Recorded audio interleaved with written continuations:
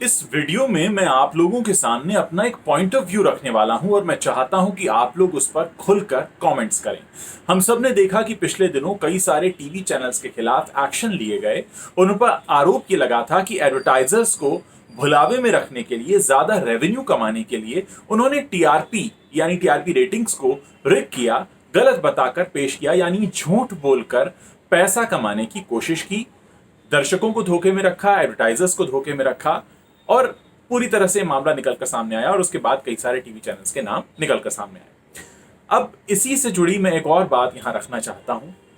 हम सभी जानते हैं कि बहुत से सेलिब्रिटीज, सो कॉल्ड सेलिब्रिटीज ऐसे हैं जो सोशल मीडिया पर फेक फॉलोअर्स लेकर आते हैं और उन फेक फॉलोअर्स के बल पर एक झूठ का साम्राज्य बनाते हैं, एडवर्टाइजर्स को धोखा देते हैं, जनता को धोखा देते हैं, एक गलत पिक्चर बनाकर पेश करते हैं और फिर उस गलत पिक्चर बनाकर पेश करने के बल पर करोड़ों रुपए कमाते हैं। उनका मकसद सिर्फ इतना होता है कि झूठ ये दिखाना कि हमें इतने मिलियन लोग फॉलो करते हैं, जबकि ऐसा होता नहीं है। मैंने आपको पिछले दिनों कई बार दिखाया कि किस तरह से हम देख सकते हैं कि जो फॉलोअर्स हैं वो फेक हैं। मसलन कोई प्रोफाइल बनी हुई है लेकिन वो किसी को फॉलो नहीं करते, प्रोफाइल बनी हुई है, उन्होंने कभी कुछ पोस्ट नहीं किया, तभी वो बहुत सारे लोगों को फॉलो कर रहे हैं और बहुत सारे ऐसे ही बॉट अकाउंट्स एक दूसरे को फॉलो करके एक बहुत बड़ा जाल बनाते हैं। यहां मेरा पॉइंट ऑफ व्यू ये है कि जिस तरह से टीवी चैनल्स गलत हैं क्योंकि वो झूठ बोलते हैं अपनी टीआरपी रेटिंग्स के बारे में, उसी तरह वो सेलिब्रिटीज भी गलत हैं जो झूठ बोलते हैं अपने फॉलोअर्स के बारे में और एडवर्टाइजर्स को धोखा देते हैं, दर्शकों को धोखा देते हैं और एक तरह से पूरे देश को धोखा देते हैं। तो आप लोग इस पर क्या मानते हैं? क्या आपको लगता है कि इसके खिलाफ एक बड़ी कार्रवाई करने की जरूरत है? देखिए, जहां तक टीवी रेटिंग्स का मामला है वहां पर एक प्रॉपर बॉडी बनी हुई है, एक ऑर्गेनाइजेशन है जो उन्हें मॉनिटर करती है, रिपोर्ट्स आती हैं और फिर उसके बल पर ये पूरी एडवर्टाइजिंग और मीडिया इंडस्ट्री काम करती है।